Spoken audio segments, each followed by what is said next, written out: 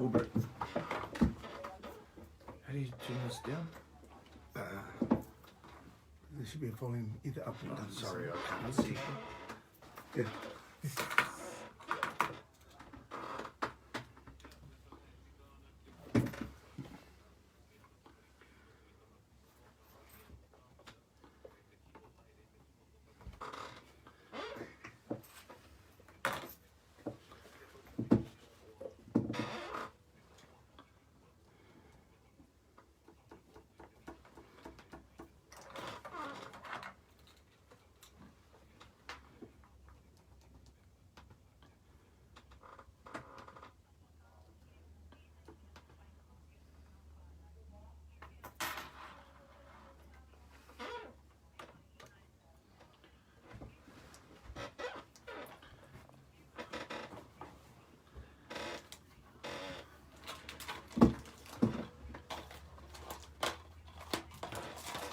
Thank you.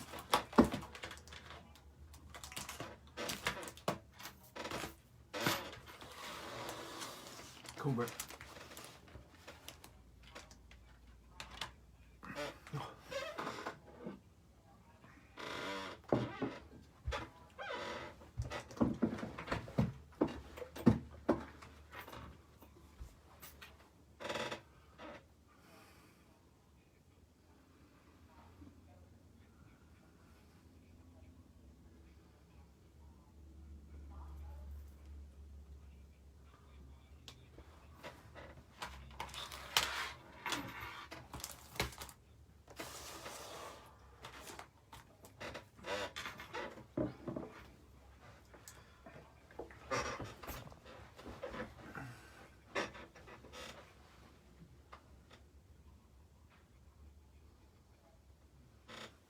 Thank you.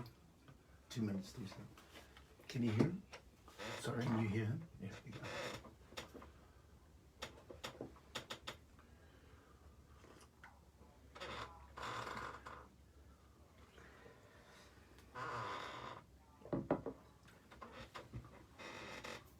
How long have you been on this?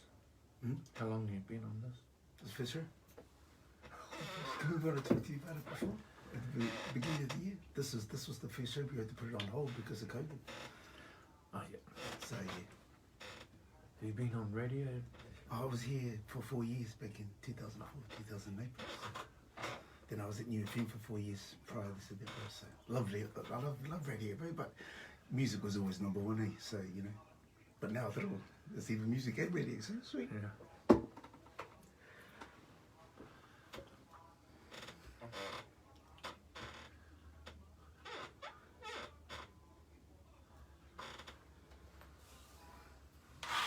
Kia ora.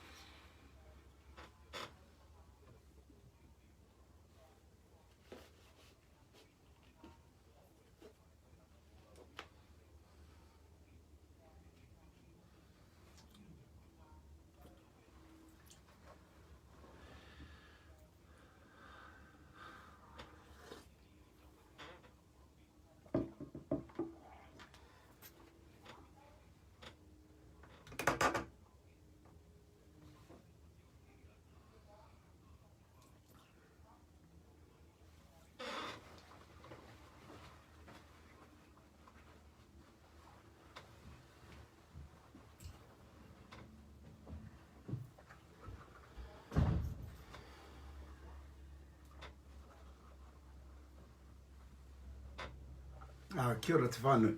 Nau mai haru mai I tēnei wā ki tēnei hōtaka hau I rungi te reo irirangi o Waatea 6:03 AM I tēnei wā ko Raymond Bishop tōku hau. I tēnei wā ki te kōrero pāna ki te tangata rongonui o te ao puoro, Ryan Monga. Nā mihi I a koe. Kia ora. Kia ora. Te hoa. Pewhiana, bro. How's things? Yeah, good. Good. Awesome, bro. Hey, look, I just want to say thank you very much for coming on to the very first Semiotics of Music show. And I just thought, I mean, when we touched base earlier in the year, I think that funny thing called COVID came about. You know, there was a chance to try and get you in the studio and have a chat about you know, this entity known as to lots of us as Arija. We've loved it for so many years, and I thought if I'm gonna come on and do a radio show here on Radio Waatea, that I wanted to really, you know, have a chat with someone that I've respected for a long time, and talk with you about I guess just your music, how influential it's been to people in whānau all over our country who love what you guys have done. So, but I guess, you know, as part of Te Ao Māori, give us your whakapapa, bro. Tell us where you come from and what brings you here to Waatea today, in amongst that long journey that you've had. So where did it all begin for you, brother? Kia ora whānau. Ko Raymond Monga tōku i ngō, my father is from Rarotonga, and my mother from, well, she's Tahitian, but then my father's father was actually born up in Kaipara. Yeah, so the great-grandfather came over and settled up there for a little while, and then had my grandfather up there. My mum was brought up in Rarotonga, and so there's music in all my whakapapa. I found out as I went on that journey. Oh, man. Yeah, you know, a lot of the ariki, they were musicians, songwriters and stuff like that. Wow. But I found that out later, you know, I didn't know what it was, and then when my auntie told me some of that whakapapa, I could see bricks fall into place, you know, like, oh man, oh, okay, well, it no makes sense. wonder. Yeah. And, you know, just one of the tupuna there is a drummer, you know, and so the beats were always in there, you know, and it teaches you about the DNA and you know. Is it traditional drums or Cook Island drums? Cook Island drums and traditional, you know, it's really just beats, the heartbeat really. You know, the African drums, the Indian drums, you know, it's all good stuff, you know, indigenous to, well, you know, to us humans. Yeah. And big part of my life growing up, but not knowing what it was until I went on that journey, you know, of discovery, you know. But, excuse my mouth, I just went to the dentist. He took it off here before about the dentist. Very vital place for us all to go to, bro. Make sure that our miho are all in good condition. I guess, you know, in that essence of the music comes down to, you know, the songs that you've produced over the years, and just how amazingly influential those songs have been. So, you know, maybe in order to kick our show off this morning, first song up that we're going to take a look at comes off the Take a Chance album, and it's called Watching You. So let's have a listen, and then be great to get your insights as to how you put that all together, and the magic that made that song. So find it, no mai anō, ki tēnei hōtaka, te Semiotics of music on Radio Waatea, and here's the fantastic Arija song, Watching You.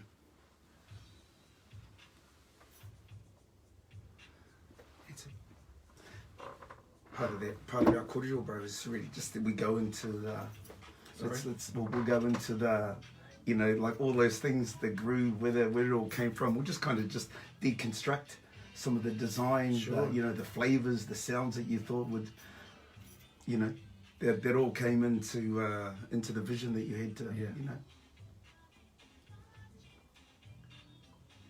Too good, bro.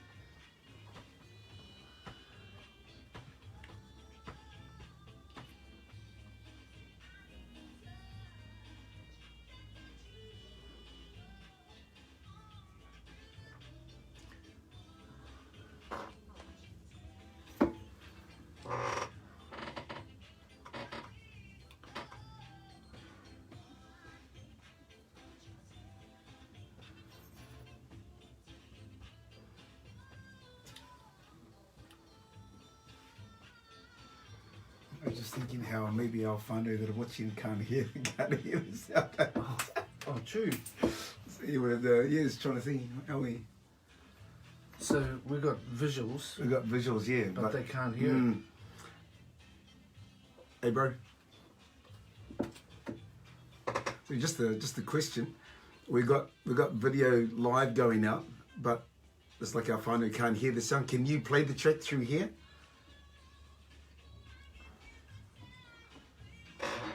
Just wondered if the sound can travel in here. Oh, okay. Type on. Thought that didn't seem to be working. That's okay. So can that sound come in through here? And anyway, apart from these?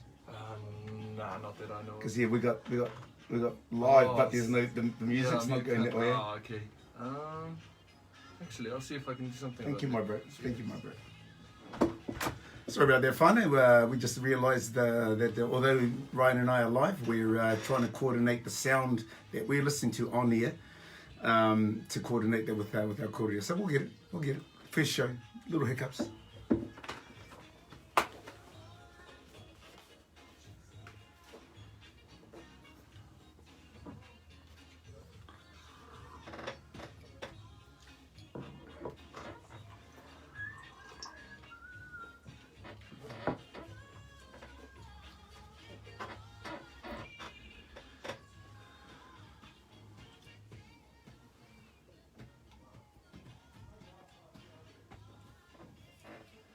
We've got to tick on the job, whānau. We've got to tick on the job.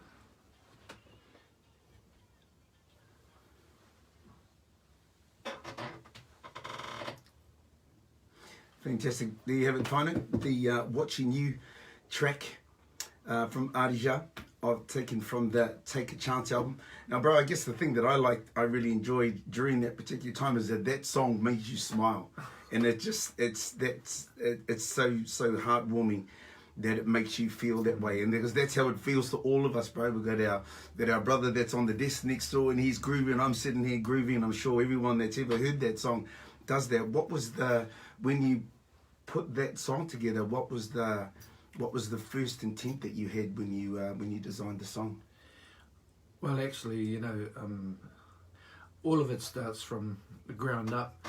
The thing is, I'm not really a keyboard player or a real guitarist or and even the programming and stuff like that, and I know arrangement for some reason, but with the technical stuff, so it started off with a beat, and then I just started skanking to it on the keyboard, chopsticks, oh yeah, that sounds good, and then that little bridge bit where it goes up a progression and then goes back down, it's like, oh yeah, that feels good, and a lot of it is just feeling good, Yeah, and sure.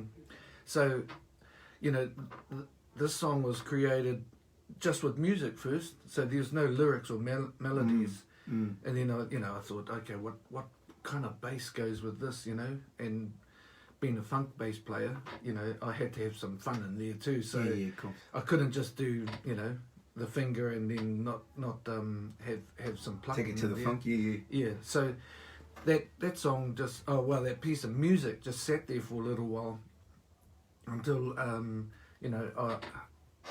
some sort of inspiration came in, and then came the lyrics and the melodies, and for this song, this is one of those songs that it was like a tap turned on, and I had to grab a cup and catch it all, Wow. Flew it over. and the lyrics and the melodies just poured out, Wow. pretty much, Awesome.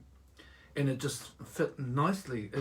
This was really easy to construct, but it wasn't like any formula, is Okay. what I'm trying to say. Yeah. Is it was just feel, what felt good, and then the lyrics were like an event, that inspired me to. Well, it is kind of like a looking across the room type thing at someone and digging on them, and oh yeah, okay, What next? as you do, As you do. and then I think a lot of it too was okay. There's Betty Ann's voice, how do I tautoko, that voice, you know, and it just so happens that this music that I'm thinking of and creating actually slots nicely with her voice, you know, her vocals, you know. So yeah, I mean that's how that was put together, really just by feel. And the instruments, you know, there's some obviously the sounds that make up that track. Yeah. What was it about the instruments or the specific sounds that you wanted from those instruments to make that track for you? Really, it was because I love reggae, I love R&B, you know, I love funk, and that's pretty much all of that put in there, you know.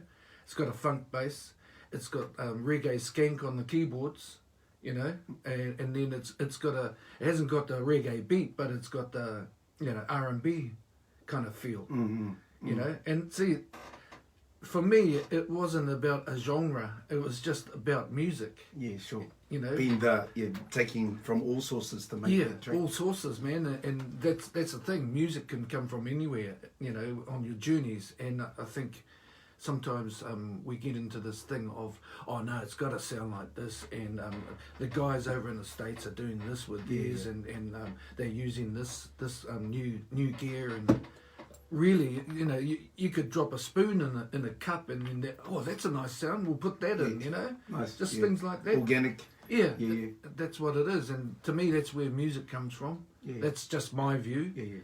So know? There's all those. I guess when we're on there too, you know, to say that you love those, you know, those grooves or those genres of funk and reggae and R&B. Who were the, you know, I guess prior to you guys becoming established, who were the people that helped shape you prior to you know this to Arija coming to life? I think for me, you know, I was a disco bunny back in the day, in the 70s, you know, go to the nightclubs, and it was all, you know, the music they had then. There's disco music, but there's also funk. They had funk in there, and you know, and then I was brought up with the Bee Gees, and there's all of the harmonies, and plus all my cultural music too, you know, with the Cook Island singing and drumming, you know, all of that is kind of like was already in the subconscious, you know, and it, you know, just okay, this feels good. Okay, I'm gonna put that in there, you know. Even the like the solo in there, you know, the sax solo. We invited a mate to come in, and back then we had 16 tracks on the tape, and it was the last track. Okay, we need a solo in this, you know, and then okay, let's warm up that saxophone, you know, and the guy that played that is a guy named Neville Schwabe, and he lives in Melbourne right now, but I think they were from Wellington and joined up with us. Beautiful player, and so he's standing there ready to blow, and it's like, okay, let's have a test run. So we did a test run, and I pushed record at the same time, and he pretty much played that one take. Wow. You know, just warming up, and it was like you know, when it's not serious, people sometimes play their best. Yeah. You know, and it went from top to bottom, and it was like, oh, well, there it is. And then he goes, yeah, okay, I'm ready, and I went, oh, I think we got it, bro. Do you mind if we don't?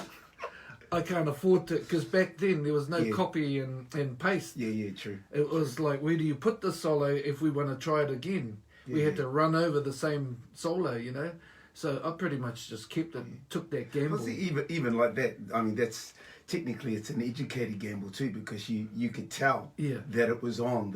You know, the feel was in the right place. He was, you know, and I've noticed that with music, you have to be aware that, man, it doesn't need anything. Doesn't need another 3 takes to find the essence, because it's already, he's already nailed it.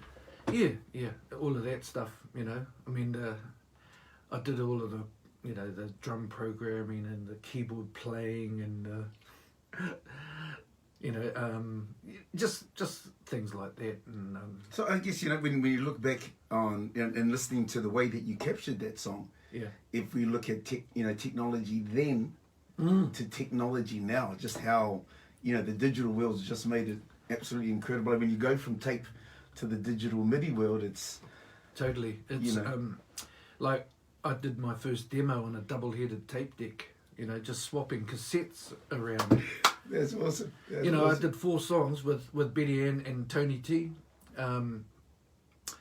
We did the actual vocal parts of it, but I did all the music just for, okay, drum track, okay, yeah, there it is, swap the cassette over, play the bass to that drum track. That's awesome. And then, now we got drums and bass, swap that around, okay, now I play the keyboards, and it was all one take things, and that was the thing. There was no, just go back a little bit, a couple of bars, and no, you had to start again from the top again and re-record it. Which kind of, if for the lovers of music that we are, if we go back further to the days of Motown, it was all that's how they did it. Everyone played. Yeah, we're going to push play and we're going to push record. Just one takes. And one takes, and you fellas better be on, but you got to bring A game, and it's got to be all that skill set, eh? So you even the advancement from that to be able to swap 2 tapes is advancement, eh? From the capability to do it. So. And those guys back then, they had, they'll do one take and then another take, but not individual tracks. The whole band. It was the whole band, one track. Okay, I like number 3 version, and that's how they did it. And a lot of them, you could see what they were doing is, it's all about feel. Yeah. How about that one? That felt right, and they go with that.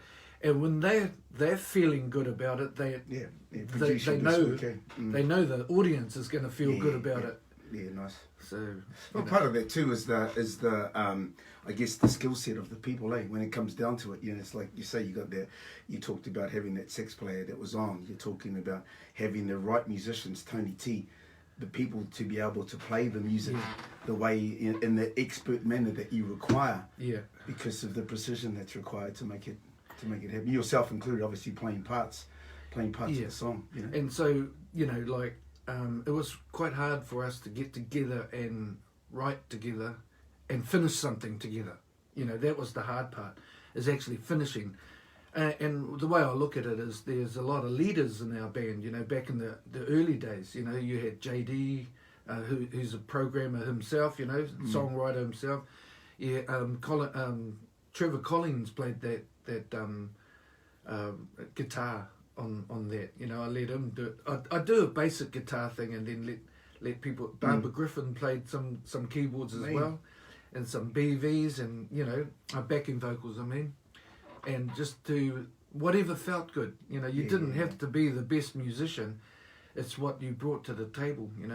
So yeah. No, very cool. And so I guess in using that skill set to make sure that it's got to feel good. Obviously, it hasn't changed. It hasn't changed from that song to every other song, every other hit song that you're going to write in the future. So it all requires that same essence for you. Yeah.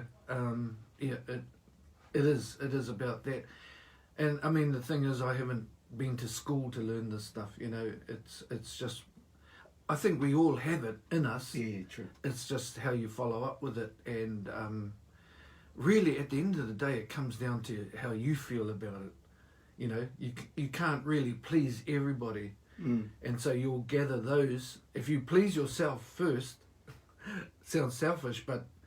That's the best test. You have to be true to yourself too, don't you? To produce your music. And then you pick up all of those that feel the same way. Yeah. And there's some that all go, that's just not my cup of tea, and it's like, yeah, okay, good. That's why there's Earl Grey and there's Gumboot and there's... Yeah, exactly. And there's another band down the road you can go and watch, So there's all of that, But there's, I guess inside that model though, it speaks to everyone that loves it, bro, and I guess to that end you're loved by lots and lots of people all over this wonderful country of ours. As we get into, let's take another look at another song off the Take a Chance album, and this is called That's the Way. And so let's have a listen to that one right now.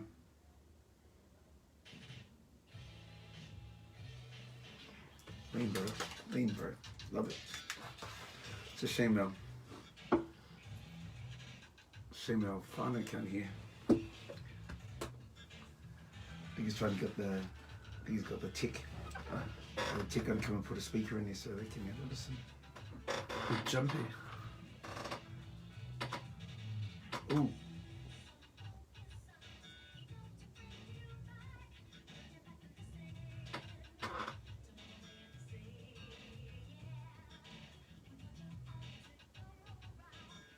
So I sent all the tracks through the station so they could download and get them all prepared.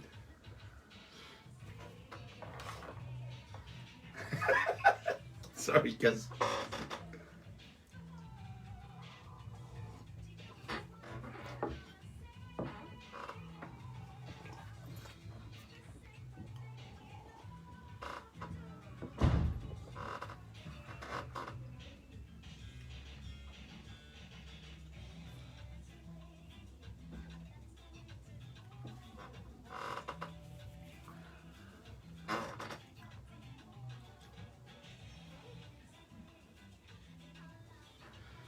Beautiful, bro.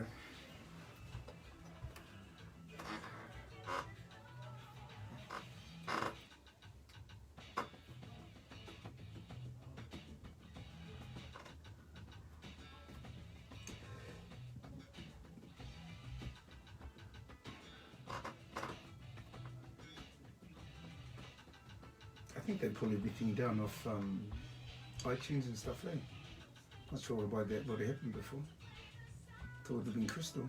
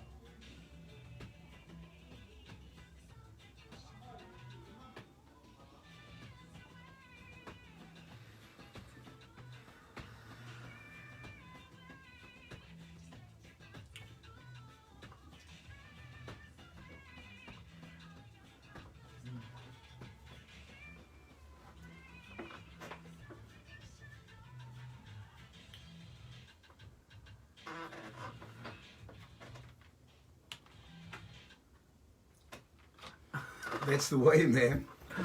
Off the Take a Chance album. It was a little bit jumpy in the beginning there, bro, but we got through it. Man, it takes you to a magic place of just wanting to move. Yeah. As in the way that it was designed, bro. Tell us about it. I think, well, you know, like just like this album, that's what, like, if when you listen to the lyrics, you know, it's actually talking to you, and just relax. There's a lot of problems in this world, and don't take them on, and this is kind of like an escape. And the other thing too is, like, this is funk rock reggae, you know, all squashed into one song. And, you know, people get, these days, the kids will probably go, oh, yeah, it's all right, you know. But you got to remember when it was done. This is like 1988, you know. A lot of them weren't even born yet, you know. So for the time, you know, that this was put out, it was not too bad, you know. It's kind of like that early Sons of Zion type sound, you know, where they had that, oh man, that song that they did, you know, with the musicianship, you know. But it's in the same vein, you know, the funk rock thing, you know, and then of course the reggae chucked in there. So when you built it, what was you know, again, what sort of, I know you talk about, you know, using the field scenario. What did you start with, and how did you layer that? How did you layer the design? The song was I started just with a guitar, you know, playing A minor type thing, you know, and then I actually constructed the song around, you know, just lyrics and stuff over a guitar, and then it was like, okay, how are we gonna make this sound, you know? So then that funk rock thing came into play, you know, and then that bridge bit, I love that bridge bit, you know, where we but well, we were in the nightclubs back then, and I look at the nightclubs like Cleo's and Cordova and the Peppermill and, you know, all of those 80s. I look at playing covers and, you know, learning our craft as our apprenticeship. Sure. You know, and especially when you're learning songs to play for the audience in a nightclub, you know, you're actually learning how to construct songs and what people, how it fits, and, and how people would respond to it, you know. All of that is part of it to me anyway, you know. And as the musician sitting on stage or standing on stage and doing what, you know, we want to have fun with it as well and have something nice to play, you know, exciting to play rather than just, I mean, this album here is kind of like very bass. Someone actually criticised me back in the, you know, reviewed, you know. What did they say, bro? What did they say? They said, oh man, this stuff is just all based around the bass guitar, and it's like as if it was a bad thing back then. Yeah, sure. You know, sure. And back then there wasn't this kind of sound out there, you know. And I think the reviewers kind of like they totally weren't hip to it. Well, that's true, bro. That's, you know, and it's only someone's opinion too. Like you say, It's the next person that would have reviewed it would, man, I love the bass in that. Yeah, you know, exactly. So it was my contribution to it, you know, and then Betty's vocals, you know. I mean, I was going to say that, you know, obviously that's what rings through after the foundation of the music and the instruments have been put in the right place. There's just this angel comes over the top row and just and takes it straight to the heart. Yeah, and makes people feel it. That's the thing with her. She can actually be really sweet and, you know, subtle and all of that, but she can raunch it out as well, you know. And that's what I love about her vocals, and hardly ever did any auto tune. There was no auto tune back then. Yeah. You know, so a lot of that. So I guess, and obviously we've got you in the studio, but you know, Miss MGN makes up a massive part of your guys' history. Yeah. Give us some beautiful background on that young lady who, you know, everybody knows and everybody loves. But what are some of the special things that you've seen over the years that, you know, she's really, you know, brought to help make the legend that is Arija, well, that people may not know about, you know? Well, her whole family they're like awesome singers. That, you know, the siblings and the parents, they all, the mum, the dad was a musician, a drummer and a guitarist or something like that, and then the mum was a sweet singer, and Betty's brothers and sisters, man, they all sing like her. So it's not just Betty, you know, but, you know, I mean... Kind of the way. If you look at most whānau, there's, you know, there may be one that stands out, but everyone else has kind of got that same gene. Yeah, it makes it, you know, makes all those garage parties and, you know, and all make those things work. Well, we went into... We were all boys group, and when we first started, we were at the Cordova Lounge in Mangere, and then upstairs there was a nightclub up there, and then we entered a talent quest in this nightclub, Billy Joe's up in Papatoe, upstairs as well, and Betty Ann was competing as well, but really she was just underage and getting a bottle of wine for her aunties. and they knew that she had it, and they put her in, you know. And so we played and she sung, and it was kind of like, wow, listen to her, man, you know. I think that's our female vocalist. We'll ask her. At the same time, she was thinking, man, listen to these guys, man, they're, you know. And we both lost at that talent quest, but we found each other. We found each other. We asked her to join us, and then the rest is history. You know, it started with covers, of course, and then. So was the name there then? How did the name come about? Yeah, the name is made up of two names. One of the guys had a partner named Adi, and his name was James, and he cut his name in half and J-double-A, and we changed it to J-A-H. As in the love of... Yeah, and then we put it together, you know, and that's how that... I always, my connotation was the jar was kind of like maybe paying the tribute, and that is my wrong assumption. It was actually, that's when Bob Marley was dying type thing, had the cancer and stuff, you know, and so we changed it. So it was actually written with the double A? Yeah. Wow.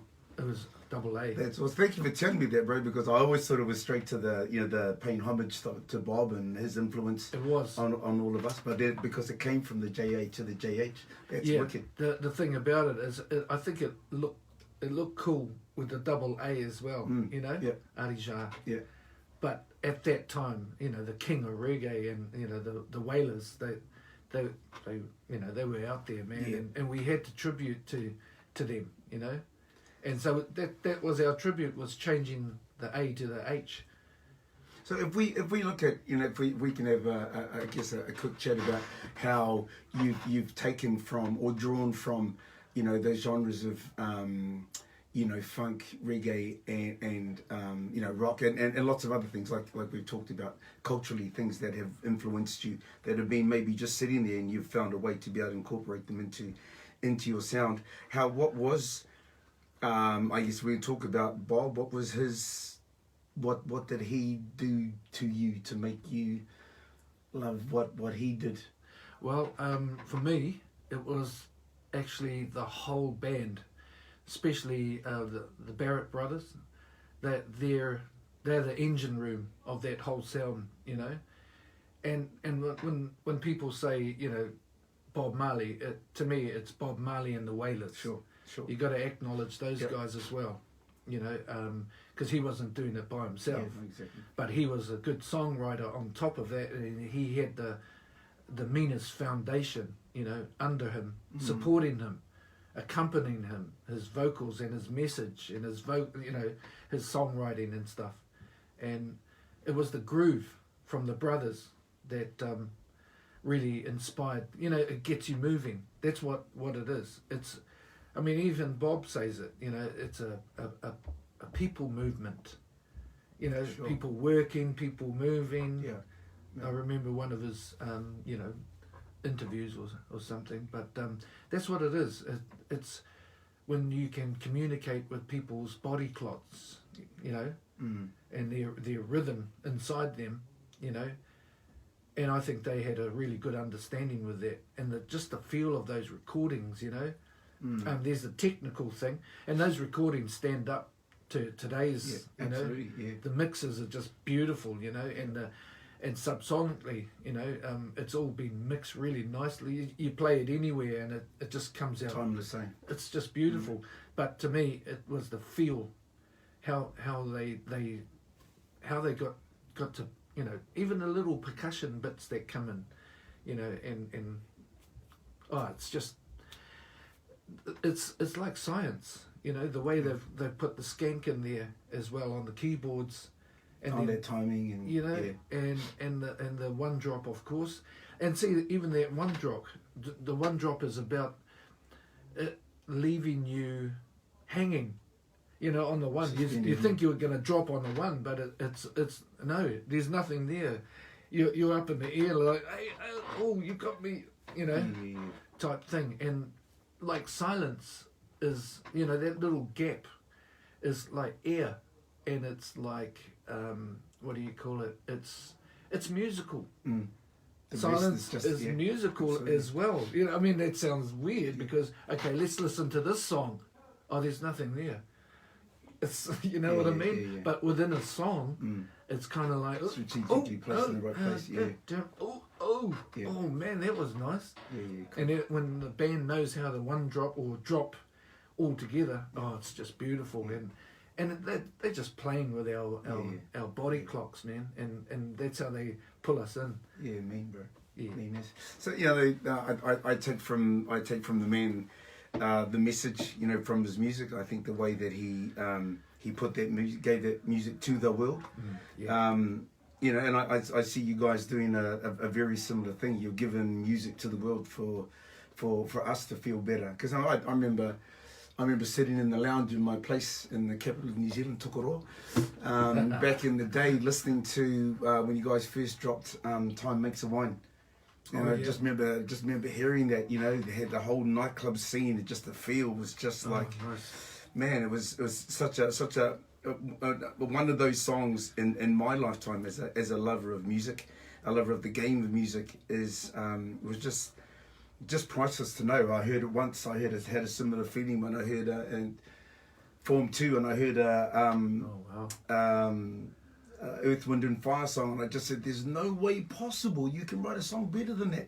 And yet there's another song comes out, and yet there's another song that comes out, you know, just that way that music has the way to get inside us and make us want to be a part of it, move to it, write it, you know, to get out your feelings about the way that it makes you feel. So man, thank you for sharing what you have this morning, bro. It's such an honor to get an understanding of the way that you've designed your music. So, finally, our next song up is a wonderful track off the Journey album called Journey. And once again, I want to give big props up to brother Ryan Monga for coming on to the Semiotics of Music show. Proudly sponsored by Mains, ladies and gentlemen. Thank you to the people that have got behind us. Man, we're going to get a chance to do this ultimately, bro. By the end of the year, we should have had a chat with at least 52 awesome people just like you talking about music, bro. So that's just a beautiful thing, and I'm blessed that you're here for the very first show. I'm privileged to be in the air, you know. It's me, bro. Yeah, I thought you had been doing this for a while, you know, this show, but it's like a privilege to be up here and talking about it and stuff, you know. Yeah, thank you, my beautiful. Brother. Thank you, my brother. So here we are, whānau, off the Journey album. It's Adija's Journey.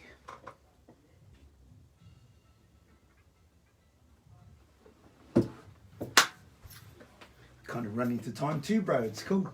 Running to time just nicely too. So cool. I wasn't quite sure just how long to allow for songs and stuff, but it's just fitting and just nice, bro. So beautiful to just, you know, to understand some of those internal workings, bro, because you know, it takes a magic brain to put that stuff together, bro. You know, it's in there. Yeah, bro. It's a magic. Really, that's what it is. It's in here. Sometimes I don't think it's up there. It's in here. Yeah, brother.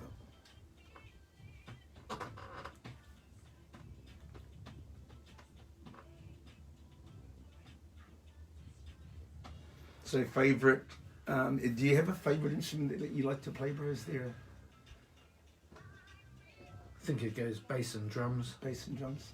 Yeah. In that order? Yeah. Drums and bass. Drums and bass. That's right. Doesn't matter, but it's, you know, in terms of the way that you do it, it's magic anyway, bro. Drums and bass. Yeah, you know, that's wicked. And that's the foundation. I mean, you listen to all the like funk. you said about the Barretts, bro. Yeah. And you listen to the funk songs from the 70s. It was all about the bass and the drums, you know. If they weren't sitting, then yeah. That's right. Yeah. No one was going to be moving. Yeah, bro.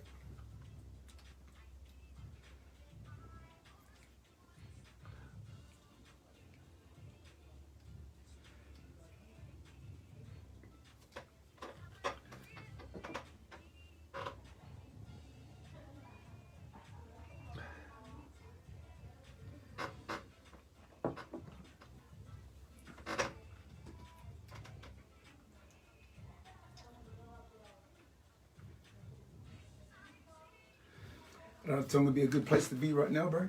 Hey? And it's, you know, the banner of this COVID stuff, hey, they did. Yeah. There's lots of, one of the sisters used to work on here, Mania. She just married a fellow from over in Raro. Oh, yeah? They're living over there now. She's loving it, but Oh, she texts mate. this morning. She says, "Oh, good luck with the show. Good to see that you're back." I said, "Oh, I'm sure Raro's awesome over there this time of year, Oh, man." mate.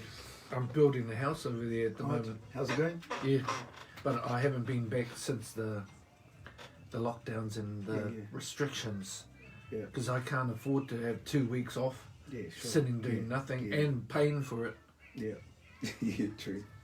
Some of that having to pay with it now, though. Yeah. Hey, so question. You know that someone was telling me. You know that Tens takeaway, Cook Island. Oh, yeah? Is that yours?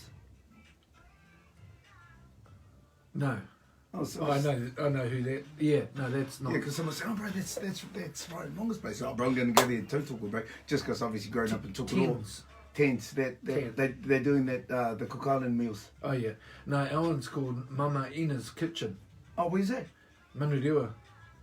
Oh, I know where you're talking about. Yeah. That's in Otara, eh? Yeah, yeah. At that. Oh.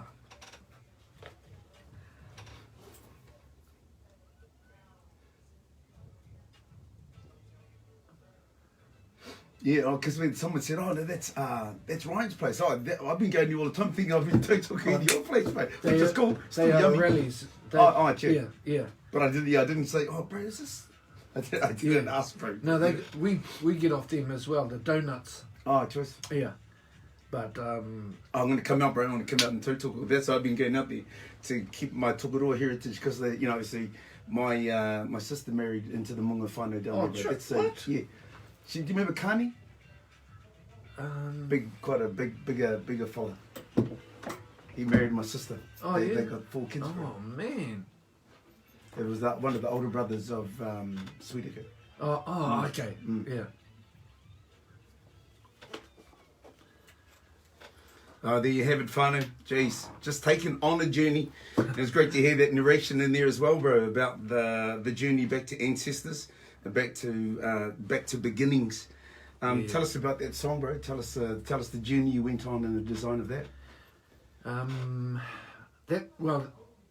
That song started with just playing a uke. I was up in Hokianga on someone's porch or their deck, and it just felt good. You know, I would always go up there for healing. You know, something about that area, Hokianga. Yeah. And I mean, it's that energy is everywhere. Yeah, it's sure. you know, Pretty special in Hokianga though, eh? Yeah, it is. And then I just started playing that riff on the on the uke. The uke is easy to take up wherever you go.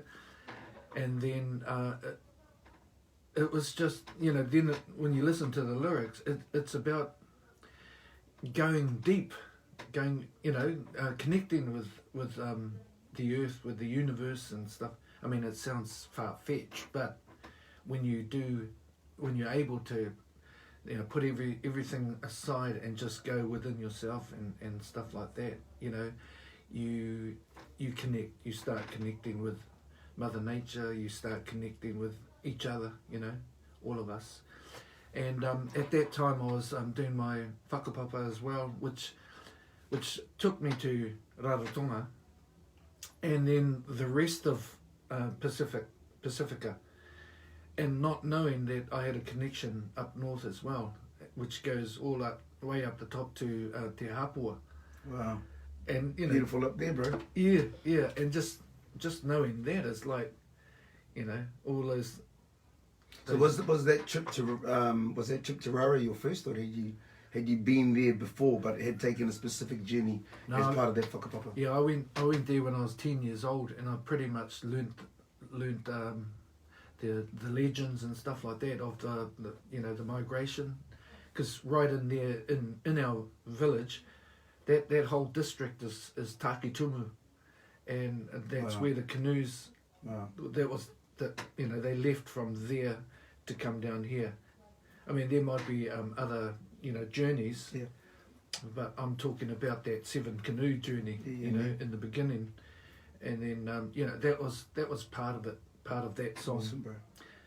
So it goes from Otara to Rarotonga to Hokianga, you know, and it's really just celebrating who we are as a people, you know. We're all whānau. That's what I know, you know.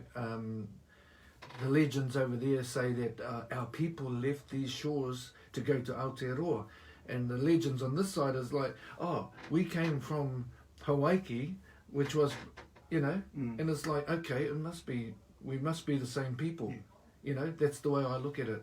I mean, yeah.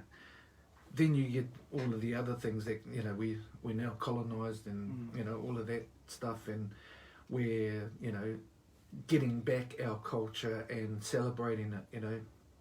And I wrote that song to, you know, to acknowledge that whole journey, you know, and that's just my journey. Sure. But we all have our journeys, you know. So you as the person, you as the individual that started that journey to, you know, and obviously you do your own migration to those countries to take it all in, to gather that information. How did you, obviously, and that journey's not over too, because you get to build on a daily basis, but from that person that started that journey to the person that you are today, how much have you grown, and what areas, I guess, holistically in terms of our health, the way that we view, you know, our mental health, our whānau health, our wairua, you know, that how have you grown in that space? Well, I was brought up in Otara, but we came from Sandringham in town, and we were kind of like shifted out of there, you know. And, you know, for me, a lot of things didn't make sense, you know. Our family was religious as well, and just brought up and, you know, born into it, really. Born into colonisation, really, you know. The tupuna thought they'll, you know, invest into this whole thing. It has its ups and downs, you know, but for me it was actually finding out who I was. We were being taught to assimilate into that new world, but for me there was more to it than just fitting in.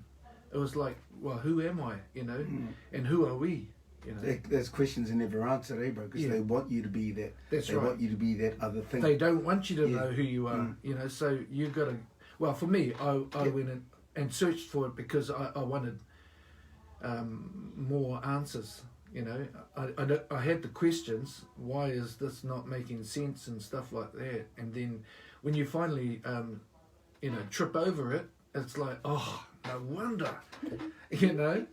And then it's like, for me now, on this journey, I feel content, you know. There could be more done, and there could be, you know, more awakenings and connections. But as for knowing the answers and knowing, you know, who we are, it's really about getting out there and actually being who we are, you know, and celebrating who we are as Māori, you know, as Polynesian. And, well, you know, music is a big part of that, you know, and that song was a tribute to us on those journeys, you know, and finding out who we are as people and individuals. And we you know, when we look at it, the marae is the family, you know, and it's like the village, and we all help, we all help each other, we all, you know, gather the kai, you know, and we eat together and stuff like that. And when we have stragglers, we tautoko them and pull them.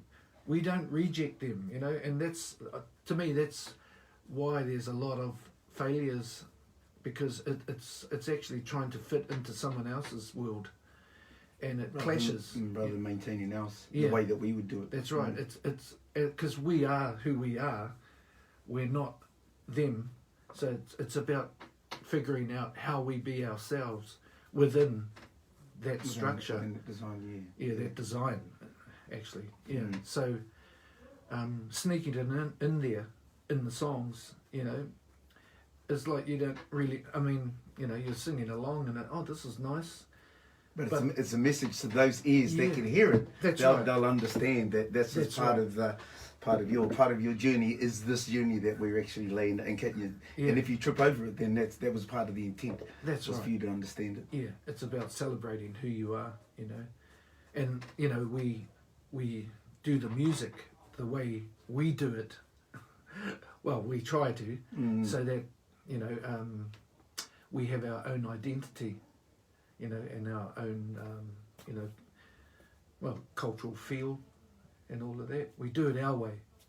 Yeah, which is the niceness about it, I suppose, when we take on board, you know, when we have talked about you know, genres that have influenced us, and they all kind of mold together to be able to go, actually, this is, I'm gonna do this way, with all that information and all that knowledge that I've got, you know. And even, you know, back in the club days, we had these black Americans that were coming over and doing, you know, shows and stuff like that, and you know, they loved Arijai as a covers band, and one of them pulled me aside and said, man, you know, it's really, you know, you's a hot band, and you know, the thing is, anyone can do what has already been done, but the trick is to do something of your own, your own signature. And that's kind of like, okay, what is mine? You know, through the years, it's like, okay, what is mine? I love the funk, the reggae, the R&B and stuff, but what is mine? Okay,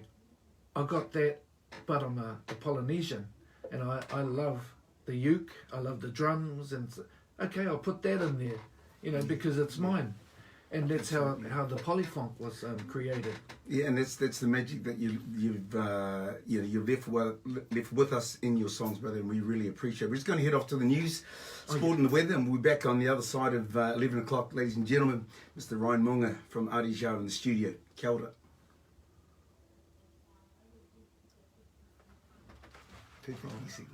Lovely, my friend. Lovely. Gee, I was talking to... No, it's all good. I was like, you heard of me 30 seconds ago? Oh, no.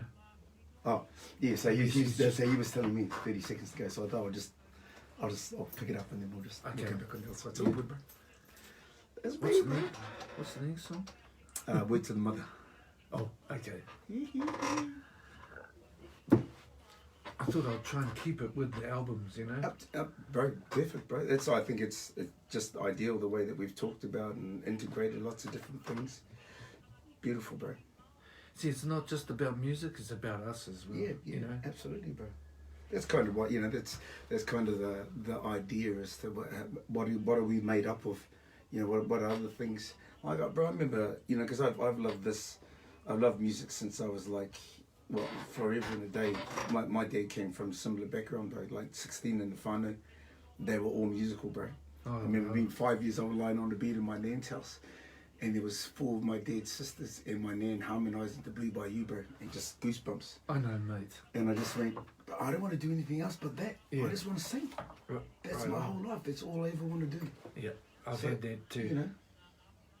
You know, and then you know, my man worked in the bush, and took it all, and then he'd close all the doors up and go in the kitchen and turn the radio on, bro. And this was me as a kid, fucking trying to pick the bass line. Hey, what's that song? It was just lying in bed, you know, just had to, when it spoke to you like that, you just had to find out, and how do you love all those singers that were back in the day that they did it, you know, I guess like you said, but they were just part of the influence because they were just there until you were exposed to. I remember being in my cousin's house when I first heard Stevie and he had the album. It's like, wow, he just exploded with Superstition, just jamming, I was jamming down with this. Like, how you gone from all that stuff, you know? Superstition was the one that did it for me. You know, when I first heard it, it was like, you know, and I was, what the hell? And what the hell is that? And then it was like, oh man. And then it was like, just rewind the beginning again, start it again. You know, tape, cassette.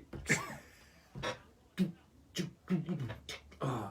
And what it was is the feel.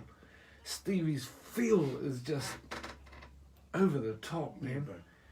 Because all his senses are through his ears, not his eyes, you know. And different sense of everything, the way that he interpreted it all. And he's playing all the instruments. It's like, you know, which is just like mind blowing. I remember telling I think my boy would have been about 5 years old, bro, when I told him that Stevie played all those instruments. He couldn't believe it, bro. Yeah. Daddy, he's blind. You know, sort of hit that run through him too, bro. Yeah. You know, that love of that thing that just, you know, gets into your body and just makes you dance and makes you you move. Even his drumming. I mean, he's got to feel where the drums are, you know. And then when you think, you close your eyes and you go, oh shit, that sounds like a nice rock drummer, or you know, funk rock drummer, and then you actually see the clip now because we got clips, and he's going, you know, and he's doing his beats, and it's like, what the hell? And the visuals of him doing it is kind of like, you know, how he does this, you know, but doing it with sticks and doing the same thing, you know, it's like, oh man, it looks uncoordinated, but what's coming out, man, is, oh. I got when I was at school, bro, one of the teachers had deconstructed Superstition. I got the stems, the individual stems, bro. The original stems of it. On what? Oh, just all of the... Just the individual tracks from Superstition that he got. How did he do it? Did he play it himself, or...? Yeah. Well, I think it's just the way that they digitised the tracks now so that you could break them out. Oh, true. So I'll flip them to you, bro. Okay. Yeah. Oh, I'm not sure that you love that, bro. I kind of know them. Yeah, but you know, but just to have the original ones that he played. That's that's what I mean. I'll bring that's it to you. That's it, mate. I'd love to have it, but that was why I thought, oh shucks. Yeah, I'll take a copy of that, bro. Give it to me. It's just magical, bro. Just to be, Is that us? Oh, it's after the sports, eh? sport and the weather. Oh, awesome.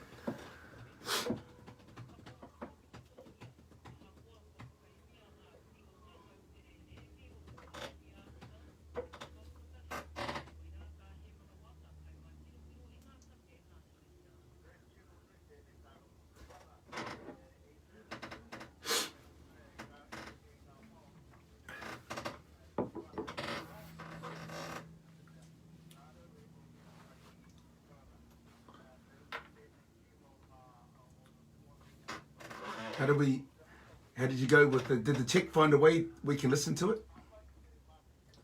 Oh, do I have to press that? Can you hear me? Oh, okay.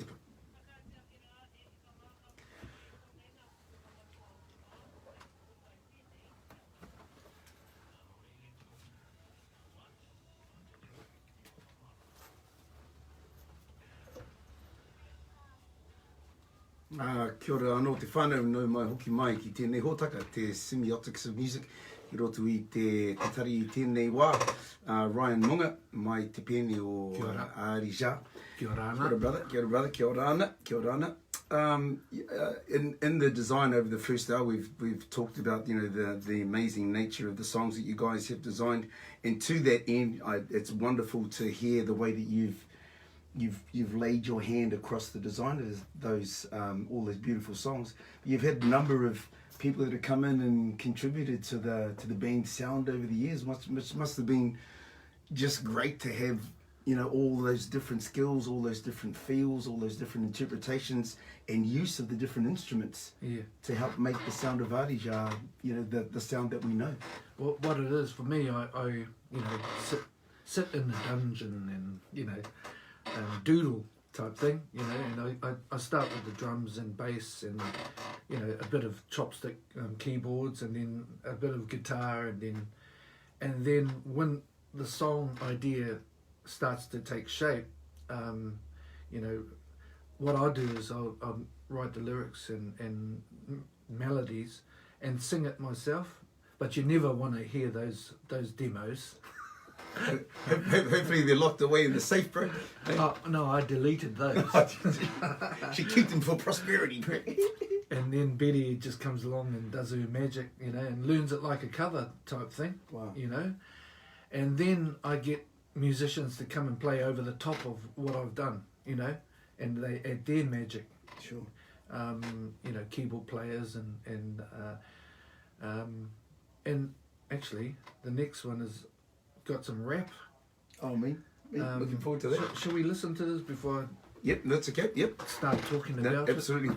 So the again off the Junior album, ladies and gentlemen, we have got the song by Arija, "Word to the Mother," and we'll come back and have a chat about it.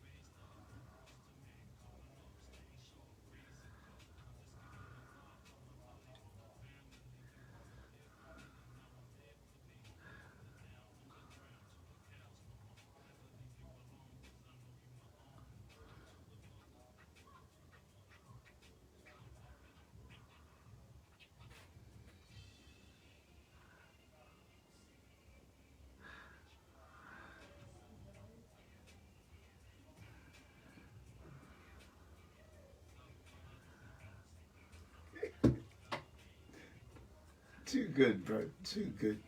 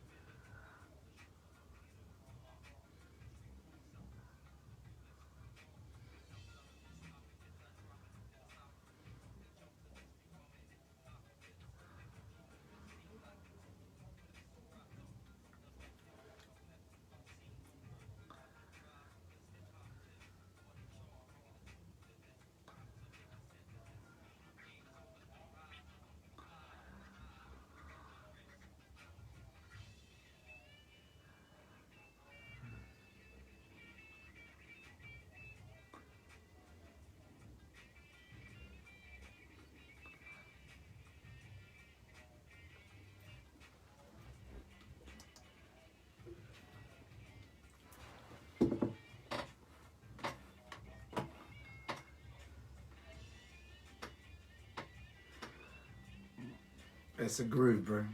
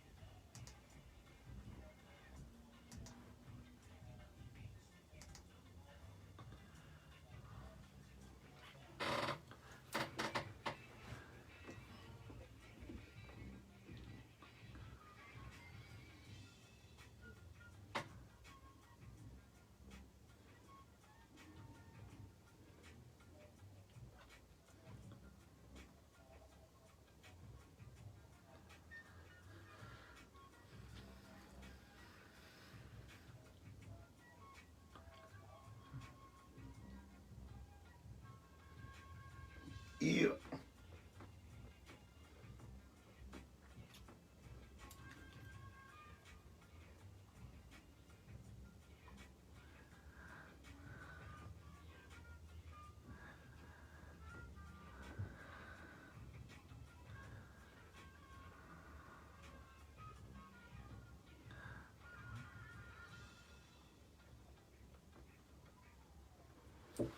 Word to the mother. That's me, bro. Thank you for that, bro. That was just, yeah. There's so many combinations, and I love the way that flute just played its part, eh, bro? Tell us about that track, bro. So, brought up in Waatea, and, you know, we're doing our thing in our garage and stuff, and years go by, and then the kids next door, the Toya family, the young fellas grew up and started getting into their hip hop, and I hear their hip hop, you know, jamming. Back in the old days, it was country and western coming off their stereo, you know, so I learnt of that too. Then the hip hop came out, you know, and the young fellas out there, and they, you know, getting together out there, and you know, and I was doing this bit of music, and then I thought, oh, I'm running out of lyrics.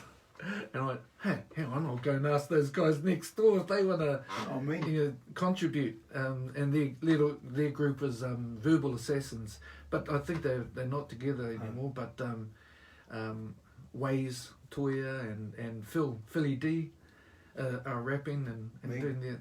And they just came over, man, and I just asked them what, you know, what I liked the story around, and then they just did that, and it was pretty much one take stuff, you know, and it's like, wow, this is cool, you know, and I thought, oh, I better get in there and you know, produce it nicely, you know, and then I thought, oh, flute might work good in this, you know, just all of that. So it was getting the community, you know, to come in and make their mark. And well, you know, if you look, you know, and from my mind too, you know, I came up here from Hamilton in '93, and there was a massive influence of Otara in the music scene, brother. You know, brother Phil. That's right. You know, Fuimana and you know, the $1 million. Yeah. You know, the Millionaire Club. You know, you know, and then you know, with you guys with what you were doing, it was like there was a hub of music coming out of Otara, bro. So you know, it was a magic place, and you know, Omek played its place, you know, and so many musicians that we know today are killing it, bro. So you know, there was something special about that breeding ground, bro. I think you know, for me, what inspired me to get into the music was getting the bad press all the time, you know, on the news. In Otara today, we had this and that, and it's like, man, sounds like there's no crime anywhere else in the country, you know? Or nothing good happening in the same place. And where's the positive stuff, you know? I mean, we're hearing all the bad stuff, and that to me, that was like bullying, you know? And sometimes I thought, are you talking about the right place or what? Because it's not the place I know, the way that you talked about it. I mean, we have actually got millionaires that come from Otara, you know, and the sports guys, you know, and the Ruben Wiki. Yeah, and then you know, you got the music, of course, and all of those, you know, all of those. So much magic, more magic than negative, bro. But they'll always profile the negative first. I mean, you know, with back in the old days, that, you know, they always used to talk about that all the time, and it's really community. When you look at it, it's community, and we were up against everybody else, you know, or the society and the news and the media, you know, and you get to learn the politics too of how they run the country or the perception. And then, of course, you know, later on, we're expanding, we'll call it South Auckland now rather than just Otara. So, you know what I mean? It's but once again, that's negative talk. So it's like, let's just shine and celebrate ourselves. You know? I mean, and leave it to no one else to do that. Own that responsibility. Let's be who we are, you know, and you know, lead by example. But the thing is, we don't have to actually prove ourselves to anyone but ourselves. Yeah. You know, and if we look at some of the elements that I was listening to in there was, you know, the laid back, the purposeful funk, you know, lyrics and the way that they were there, you know, in between the rapping parts, just certainly, you know, it spoke back of the old funk days, just the way that it was laid down, you know, laid back and easy, but funky too, you know, and just the way that the melodies of those all worked. That's right, and it's like this song is, you can feel yourself on a lazy afternoon, you know, sun going down and, you know, sunset, and you're just kicking back on the lounge suite, just listening to music like this, you know, and just grooving to it, you know, type thing. Well, and the relationship, you know, when I think, sometimes too, when I think hip hop, you know, I have my favourites. You know, when I think of some of those international artists, you know, guys like Tupac and Biggie and it's and Snoop, and they, you know, I guess, and everything's true about that. They wrote about their circumstances, yes, as you wrote about yours, in that particular song, and it's a great way to technically make those political statements that we're talking about. That hey, it's not all bad here, and we ain't listening to you, but this is how we feel about us as a people. Yeah, that's right. And I heard, you know, the lyrics there, till the cows come home. I mean, which hip hop I will put that in there, you know? That's Kiwi, bro. We relate to that, you know? Yeah. Turn up to the dairy in our gumboots, you know? That kind of thing, you know? So it's about us. Yeah. It's about what we do. The magic of us. And celebrate who we are, you know? And not get put off by anyone else's attitude, you know? And I guess staying on that particular subject, you with that hip hop, I guess the design of the music was, for me, seemed to go across, you know, by having flutes in there, sort of brought in that lazy feel of it. What was what were you trying to capture within and what were you trying to capture when you built the foundation of that song? Really, it's just, once again, using anything that works and makes you feel good, you know, and that instrument, that flute, is unsung as well. And even the song, it doesn't sound like a normal Arija song, but that is what we did, you know. On purpose to get the sound, to get the right sound. And that's kind of like my funk influences from the 70s, you know. I was heavily influenced by, like we were just talking about, Stevie Wonder and Superstition, and it's kind of like a living in the city type song. Nice. You know, ding, ding, ding, ding, you know. Yeah. And laid back, and you let your mind, you know, wander on the lyrics and the flow of the music, you know, type thing, rather than trying to make a big statement. It's just relax and it's more understated in the way that the way that it does, the way that it goes about affecting you. So, you know, it was nice that we have talked about I guess genre influence, and if we talk about you know, because I've followed a lot of the activity that you guys have done over social media, and you know, I think you've been in such a well-deserved and blessed, what's the right way? Yeah, you've had so many amazing opportunities with international guests that have come here that you've played with. I know you mentioned before some of them were saying that you need to make your own sound, but who are some of the highlights of people that you've met that you've been lucky enough to play for, play around, play with? Well, Quincy Jones. He came over here in 1990 to, you know, promote his Back on the Block album, and we just happened to be a part of that whole thing, you know, with our music. Anyway, we got to meet him, and you know, Anne Crumley and Lance Sewer, they had the item, and they were to sing some songs, you know, and we had dinner and stuff like that, and then they did their thing, and then someone shouted, "Hey, Betty, Ryan, get up there, man, and play." You know, you never get this opportunity. So we did, and I played guitar. Awesome. And it's like my multi-strung, you know, but we sung "Do to You." Betty sung it, and it was kind of like, you know, being our thing, doing our thing, you know. You know, I mean, a lot of my teachings that I learnt came from the garage, came from the old people, jamming it out on a beat-up old piano. And you know, a 2-string guitar, you know, because the rest of them best place to learn, bro. Hey. That's it. And then a couple of spoons doing the groove, you know. I mean, that's what I was exposed to. Too good. So it's from the ground up, you know, and it's about making people feel good rather than blowing them away with. And then when artists, overseas artists come along, like George Benson, there was another one. I mean, he called us into his room. We were trying to be cool and stay out of his way, and then he called us into his room, and he just loved what we did. Oh, awesome, bro. And oh man, I gotta say, he goes, we turn up to his room, and he goes, "Who's the drummer, man? Who's the drummer?" And it's like, "Yeah, that's me. Yeah. Hey man, you're in the bass player, man. You got the foundation. You're in the pocket." And I'm going, "Hey, can I have a photo?" So things like that, you're just being yourself, not trying to impress. Yeah. You know what I mean? You're not trying to impress. You're just being yourself, and then people, it's like force feeding people. You know? Yeah. No, just get in there and be yourself, and then I'll have some of that. Yeah. You know what I mean? Rather than shoving it down their throat and saying, "Oh, look at me, look at me." You know? I mean, that's one of the things. You know, I still feel blessed to have, you know, thought back the first time that we met back in '93 around that time, and you know I call you an icon in New Zealand music, which is well deserved.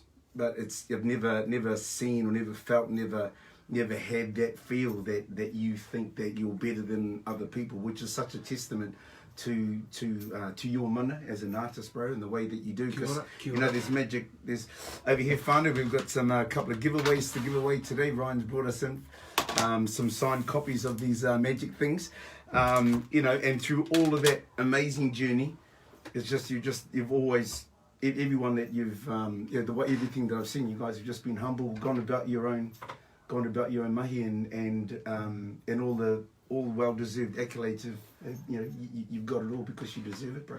I mean, to me, you know, when the band started, it's like the new whānau type thing, you know, add on to the whānau circle, and to me, it's all about whānau, you know, and then when people, you know, are into what we're doing, they become part of our whānau, you know, and so the whole country becomes whānau, you know, and that's what, you know, I mean, togetherness is about, you know.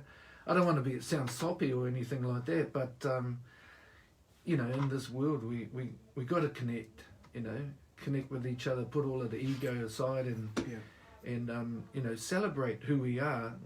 Life is short, you know, and, I mean, you treat the ones you love with love, you know, and open up with others that are potential friends and fun. Sounds like a new song to me, bro. Sounds like a new song to me. Yeah, they're everywhere. Sure, bro. Okay, so finally we're going to head off now and take a listen to a track off the Time album. This is The Way Around You by Arija. We got Mr. Ryan Monga in the studio with us here on Waatea, 6:03 AM.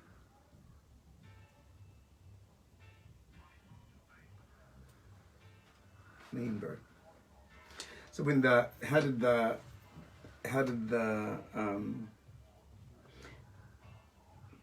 we'll talk about it on here as well, but how was the phrase coined, polyfunk? How did that come about for you? Pretty much Polynesian funky stuff. Polyfunk. You called it that? Yeah. Someone called? I did. Yeah, nice. And when I did it, it was like, oh, what the hell's that, man? You know, it's like, yeah, you wait. Yeah, you'll understand. You'll understand when later. you trip over it, you'll understand. Yeah. Nice, bro. Yeah. Yeah, that's. I mean, we can create our own thing. Yeah. Well, that's the magic of it. That's what I think rings through. Yeah. It is that identity. It's, you know, it's your guys' identity, and in lots of ways I think you speak, because there's a, you know, even in our reggae, our form of reggae, it's got its own thing, eh? Yes. You know, and it's identifiable if you stack it up against Hawaiian reggae, against our reggae. You know, it's got its thing. You know? It's got its own vibe, which is very cool. Yeah. You know, so many ears to listen to it, so many people to love it, and you know.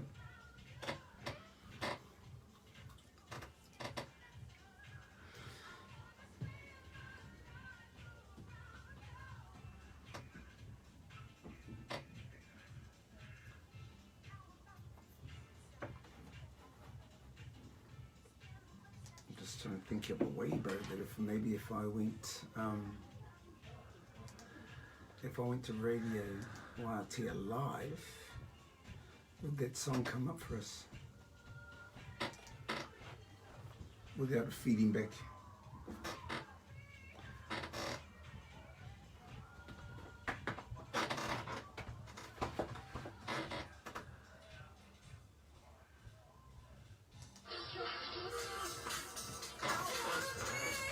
Oh, yeah.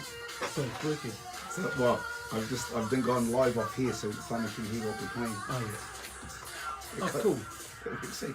And I'll let the pause it when these otherwise these mics will pick it up. Yeah.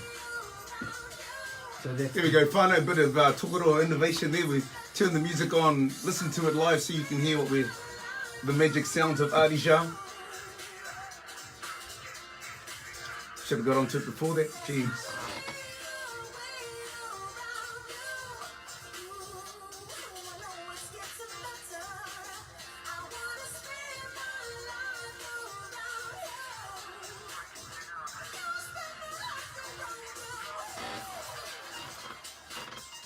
we can talk about that, eh? Yeah, bro. Yeah, absolutely, bro. Stuart Pearce. Yeah. You know Stuart Pearce? How's he doing? He's playing this. I think I saw him on Facebook a little while, a couple of weeks ago. Something he was doing, something what he was working on. I haven't seen him for a while. Always magic, eh? Always magic, bro.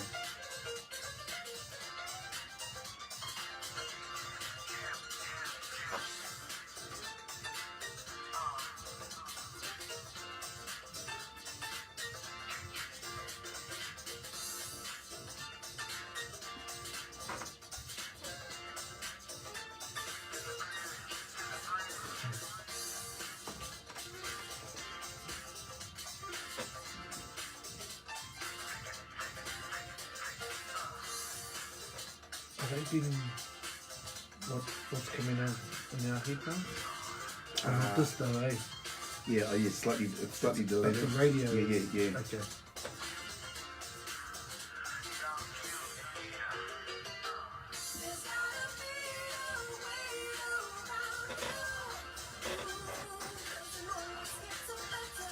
Can he fade out? Yeah.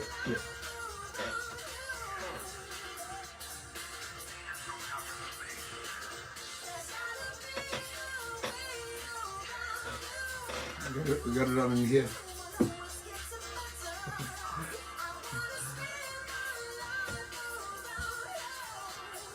There you have it, whānau. How magic is that?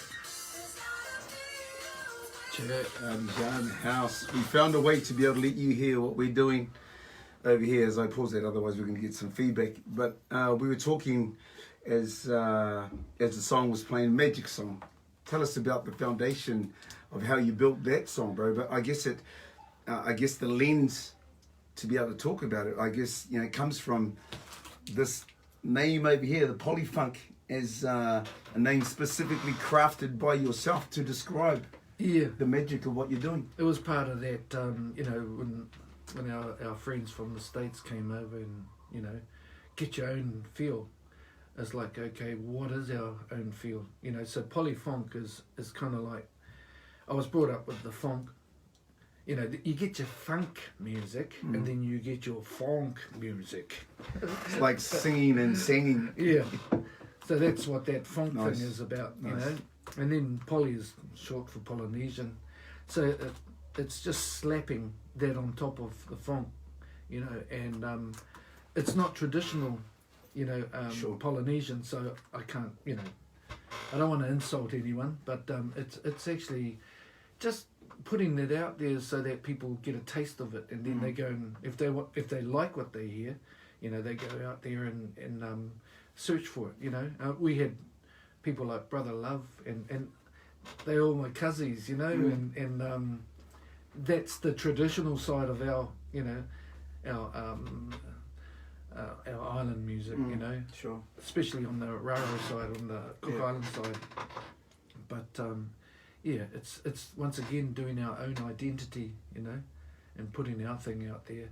Yeah, no, magical, bro, and it rings through. Obviously, it rings through because it's, and you still pay homage by every now and then the uke turns up. Yeah. As a traditional instrument. And it's like, why not? Yeah. Well, it brings that edge and an identity straight away to the sound that is. Yeah. That's Arija, See, I grew up with the uke, and I learned how to play the uke here down in Nelson, with my cousins down there, and so putting that into the music was kind of like, it's just sharing our feel, So yeah. No, that's magic. So who were some of the musicians that you had play on that track? Oh, that track, Way Around You. I mean, it just started off with an idea, a vocal idea, you know, and then because I like that, well, not housey thing. It's kind of like old disco stuff, you know, that 4 on the floor thing, you know, that kind of thing. But putting kind of jazzy chords over it, you know, and then we had Stuart Pearce playing that solo, that keyboard solo, and that was a one-take thing, and you know, just adding that, and he's a, you know, techno head as well, awesome player, you know, and actually Pākehā fella, and he's played on Prince Tui Teka and all of the early recordings out there, you know, from our earlier artists, Dalvanias, he's played on a lot of that, you know, and then some of the I think Hello Sailor and all of that. Because he went across all the Latin stuff too, eh? He's magic and all that stuff, eh? He's just a wonderful person to be around when he does his thing in our music, eh? That's right, and I thought, well, the ideal person to get for that track would be him, and so we got that on there. Yeah. So that obviously it's you know, it should be acknowledged that the way that, you know, because the tracks that we've listened to as some examples of your great albums, if it comes down to you know, identifying the right person with the right skill, you've done it so well to be able to get the right person to do the right job and give you the right sound that you need to achieve the goal. It's like casting in a movie. You know about that. You get the same thing, you know, casting for the instrument part, you know. So just knowing what fits, and you don't have to be the fantastic musician. That helps, but it's what feel you put into and contribute to it, you know. So yeah, I mean, yes. So the what does, I guess, if we're heading towards the last song of our couple of hours, bro. It's gone super fast. Look at the time. You know, inside that, what is I guess, you know, COVID's taken a lot away from a lot of people this year, bro. How was it's probably apt to be able to speak about it, but how was your first lockdown? How did you get through the second one? How are things for you? Yeah, nah. Don't do that again. Yeah, nah. But you know, I mean, it was about making people feel safe, you know.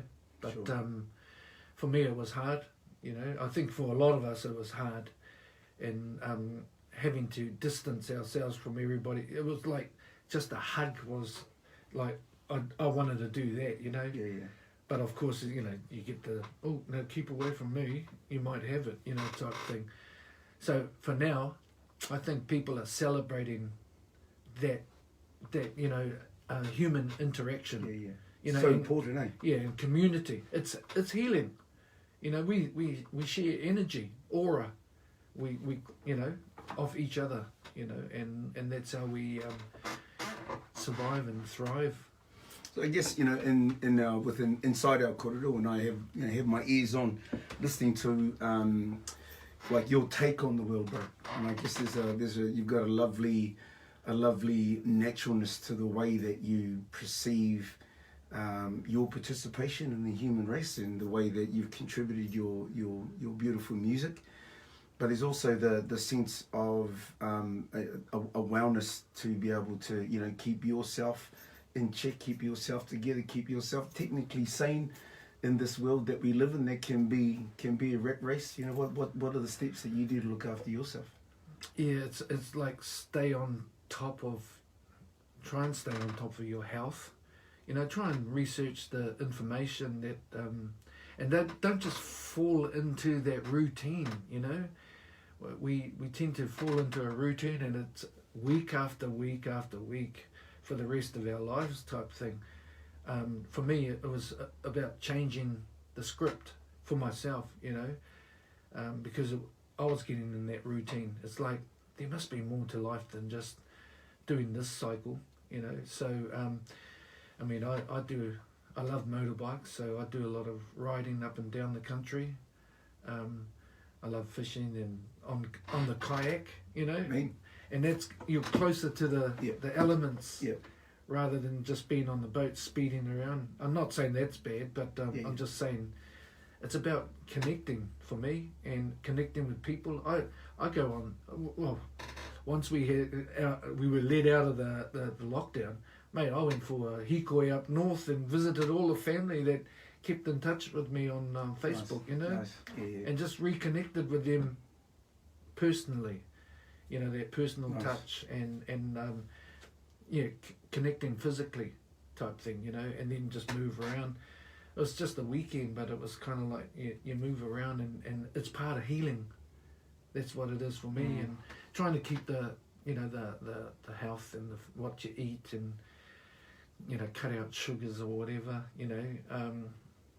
Just be mindful about the stuff or the society we live in, that everybody's trying to sell a product, and just, you know, go in your backyard and grow your vegetables, and a lot of people did that during lockdown. You know? It was a good time for people to reconnect in that lot. And that's the thing, you're connecting with your hands in the dirt, you know, and Grounding. and you're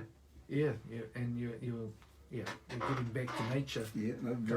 And that's all part of health, and then just music and you know, we did the Good Vibes tour in between the two lockdowns. How was that? Oh man, I think it was about eight gigs all in a row, you know, weekend after weekend. We managed to squeeze it in. The promoter, Pato Entertainment, didn't cancel it. He just let it ride. Sure. And I tell you, when people, we're going to do it, and then full houses, man, sold out and everything. And people were craving for it, eh? The bands were wanting to play again, you know. We were having withdrawal symptoms, you know, not playing for so long. And then the crowd just wanted to mingle again, you know. So that was all part of healing as well.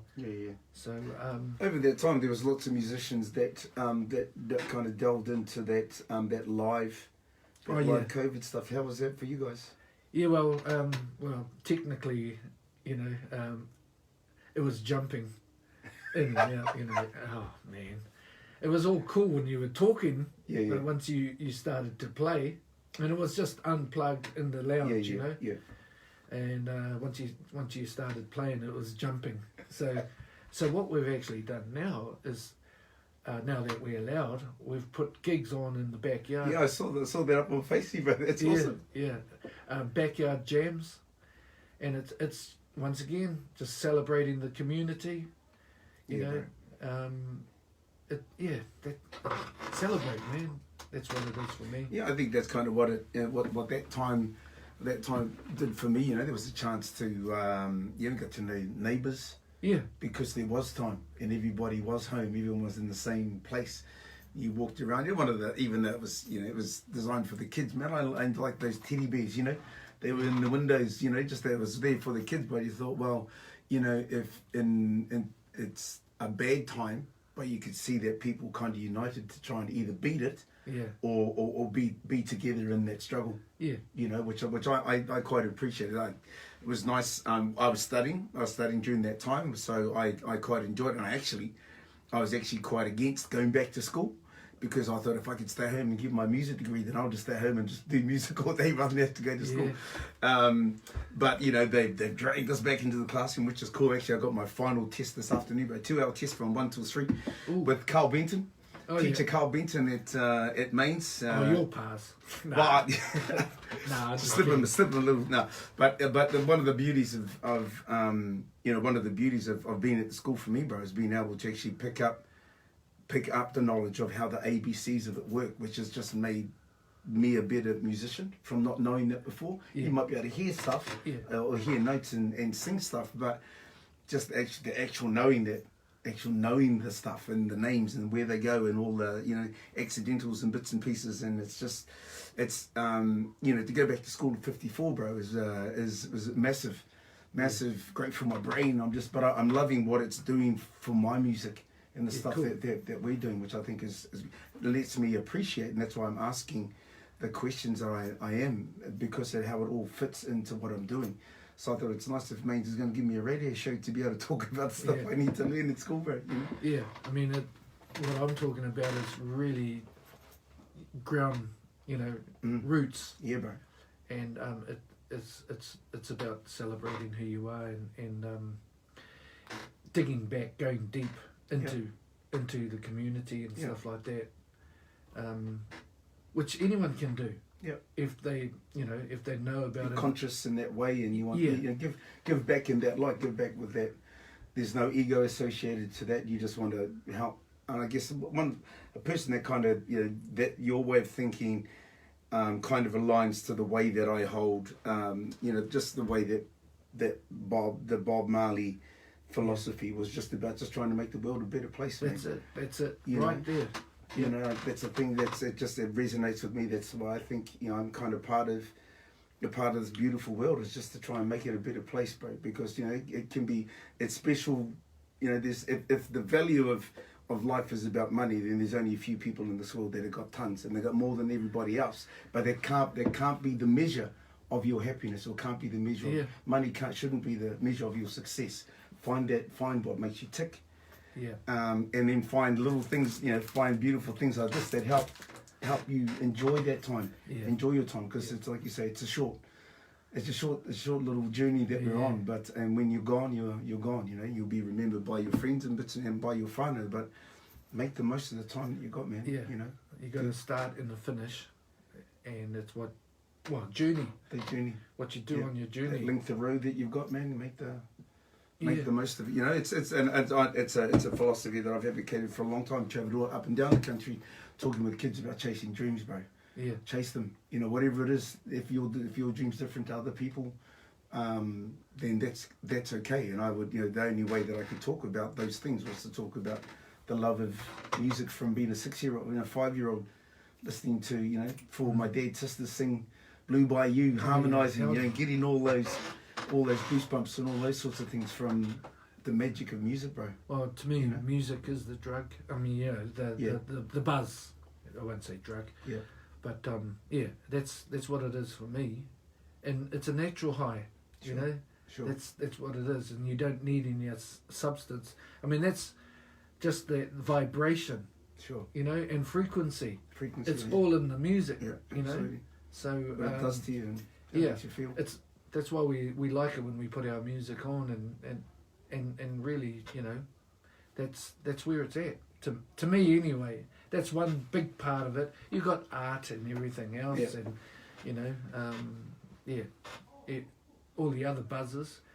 But you know what it sounds like to me, bro? It sounds like it's the last song of the day, which is "Sweet Ecstasy," bro. Yeah. So we may let's play that. Probably this beautiful segue into that part of our last song, bro. So here we have it, whānau. This is "Sweet Ecstasy" from the Time album by Arija.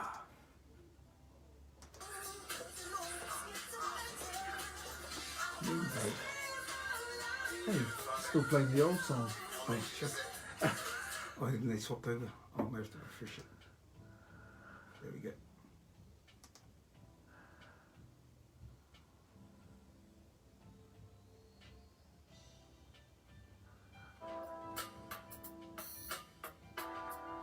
It's probably playing delay though, eh?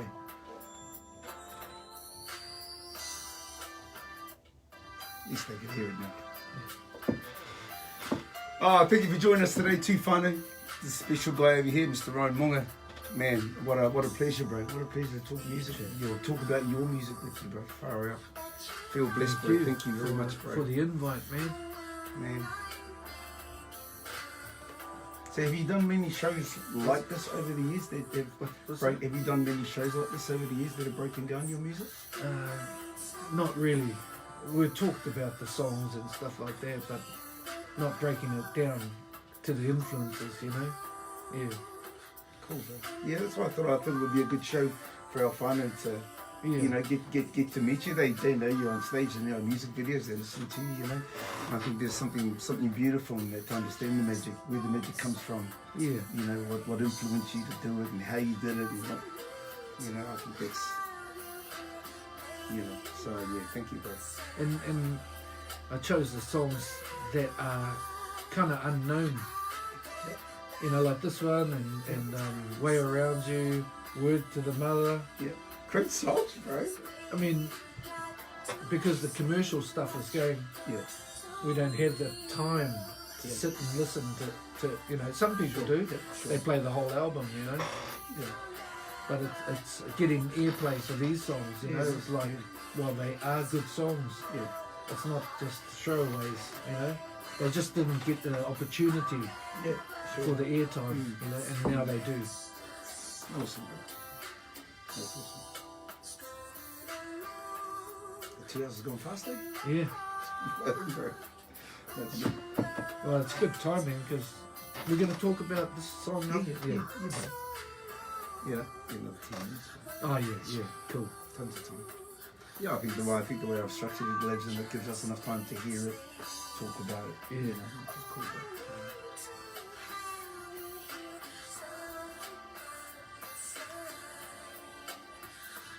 And we'll talk about what's coming up too, bro. Yeah, so, you know, we'll break this one down and we'll see what you got on the other side of, you know, either just summer tours or Christmas or New Year. You can do that. Oh, how are you going to do this? We'll go up on there. I'll get them because on this space there's a whole lot of people following it now. So I'll get them to. How do you tell? See where the people come up. We'll get so we'll ask some. Well, 3 different albums, bro. We'll ask some different questions, and we'll get people to post the answer up. Look at that. So young. I mean, that's a question too, bro. Inside that space, you know, if you have your time, you do anything different. Yeah. Nah. Yeah. I'm happy. Yeah, bro. Cool. Trying to get the bro steady when you're back to it. Yeah.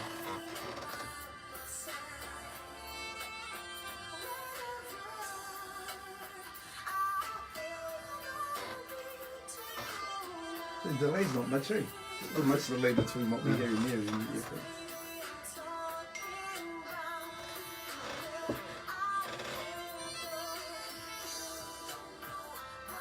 It's Katrina.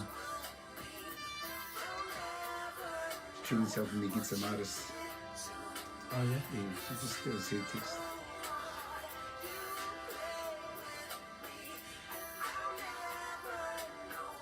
I saw that, I saw when you guys down were in Tuck, and you had that photo of Semiotics. Oh yeah? That was awesome, bro. Yeah. So young, eh, bro? Oh, I think he had epilepsy, eh? Did he fall, eh? I think he fell in the shower, bro, doing the shit. So when they know we need help, you know? It's really sad, bro. It's like you have to wear a helmet. Yeah, I mean, you don't know when it's going to strike you, eh? So it's,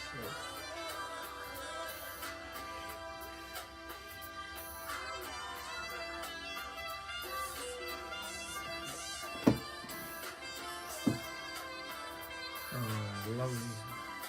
Cool, bro.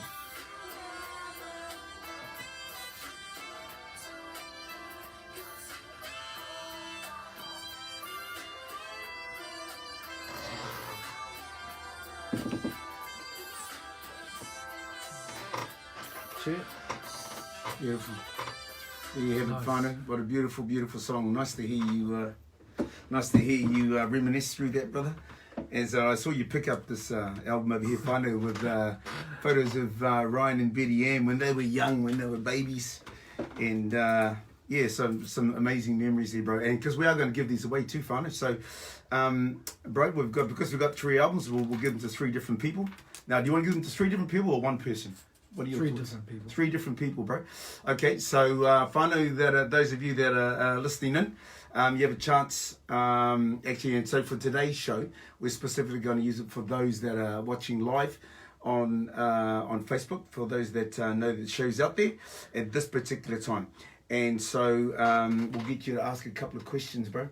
Ooh. When you want to ask a couple, maybe a question for each item, and place your answer on the Facebook page. and then we'll select the winner. That's hard. Select the winner. I don't know. I don't know, man. Have you got any questions? Okay. Yep. All right then. So if you can find out, if you can let us know where. I think we talked about it, bro. I think we talked about it. Where you were born. Oh yeah. About where you were born. So that is for one of the albums. The next question will be about where Ryan was sitting when he was playing the ukulele when he designed his song Journey. Oh yeah. So where was he sitting when he started to design that song? Where did it come from? Where was the inspiration? That was very, very cool. And then I guess the last one for me, it was such a cool thing because it was a tune from the 80s. Word to the Mother. Word to the Mother. Now, how far away was the artist? Did Ryan have to bring an artist in from overseas? Did they have to get an artist from Wellington, Christchurch, or Invercargill? Where did the rappers come from that sung Word to the Mother? You tell me exactly. Did they come from overseas, or Wellington, Christchurch, or Dunedin? Or if you know the right answer, that's how you get the prize. See, bro, my ears were on, bro. I was listening, brother. Okay, so we've got that beautiful last song. Like you say, the selection of songs that you played today aren't the bigger commercial songs but they still we know them because we love them. And you know, it was very. Thank you for being purposeful in that light. Tell us about the last song, Sweet Ecstasy, bro. I think that song there is. I mean, once again, it's about love and it's about, you know, interaction and stories, you know, and romance. I mean, that's. See, I was going to ask you that, bro. Are you a romantic, bro?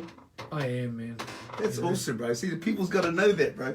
Because you can't write a love song unless you're. That's right. Unless you're romantic, unless you're a man of romance, bro. Yeah, that's what it is for me, you know. And just the storyline in that one, you know, it's like being alone and you know, thinking about a partner or, you know, that kind of thing. And the how I put that song together, once again, that was a dream. Those chords. Wow. Those chords were wow, that's a cool dream, bro. Yeah. So what were the chords, bro? What was it? I don't know. Oh. But those chords on the recording. but the melody was there. You heard the progression. Yeah, you know? That's what I was going to say. The progression in that. Yeah, sounds nice. You know, it started on the guitar first, and then it took it to. So you saw yourself playing it in the dream? You knew what the chords were? No, just heard the chords. You just heard the chords in the dream, and then you wake up, and then you go and play the guitar. Oh, there it is. There it is. Oh yeah, bang, bang, bang. Oh yeah, cool. So you do the, you know, on that bit, I thought on that song, I thought I'd do the, you know, the foundation again, the bass, and then that chord progression. And then the next step was like, if you listen carefully, there's a piano line go ding, ding, ding, ding. So that was my way of making a melody line. And then I went, oh, that's a nice melody. And then I went, oh, put lyrics to it. Sure. You know? Sure. And then I thought, okay, Betty come and sing the song in the recording. And then it's like, wow, I actually like that little melody line following Betty's vocal. Yeah, sure. And so it stayed in. You know? I mean. Yeah, and once again, it's a romance song. And the saxophone player, that was another one-take job, you know? Wow. Yeah. Who was that young man? Oh man, I'm losing my blinking. You know, because we've had quite a few. You've got a few great ones too, bro. The thing is, they're all they all come on the journey. Sure. You know, that's the thing. But anyway, yeah. And I just wanted to show that romantic side of you, bro. That's you. That's you in the rock. You know, because if we look at it, which we have to be honest, is that, you know, the songs that we've been blessed with have come from you, come from within you, and you've taken the steps to do the pre-production. You've looked at everything that you're going to need to put that together, and I think you know, and then you go and get the experts and you make that all happen, and then you've got, you know, one of the best female voices ever created, bro. Just, you know, coming over the top and just putting that icing on the cake, just to go, man, this is out. And then, but you've done it your way, bro. You've done it your way, from the way that it's music has made you feel, and then how these songs come to life from how you feel about them, eh? You know? And this sax player, his name's Paul Quintel. Ah, lovely. See, nice, bro. Sorry, it's old memory banks. The data banks are too full. No, it's all good. And he, just a beautiful player, you know, just a little Pākehā guy, and you know, you wouldn't know that that's in there. Wow. And funky as for a little fella, Yeah, you know. Actually, I haven't seen him lately, but I think he might be an Aussie. So in the moment, did you give him you just take the melody line and just gave him the freedom just to be able to go? That's how it is. When the artists come in to play, just play. I'll push record, and then later on I might grab something from one end and bring it up to the front. You know, because when the song's fading out, it's like they start doing all of their good stuff. Yeah. They know You're it's always over. gonna push play, bro. Yeah. And you're gonna push play. That's awesome. Hey, hey, bro. On behalf of me and the whānau that are listening here at through Waatea 603, and thank you very much, man. Thank you for coming in. I feel very honoured that for the very first show on Waatea that we get to spend some time with you, and thank you for sharing your inner thoughts. Going to the inner sanctum that helped to design what we know as Ardija. Thank you. You know, please pass on a massive thank you to your beautiful lady, Miss Betty Ann, who's incredible, and she's etched on our memories with all the wonderful songs you've done. Big thank you to Radio Waatea for hosting us as well, and to Southern Institute Mains for taking us live here on Radio Waatea 603. And thank you, brother. Kia ora. Thank you.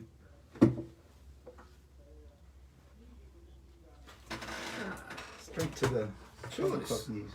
Thank you, brother. Perfect. Thank you, bro. Far out. Feel blessed, my bro. Thank you. The kind of still going? Yeah.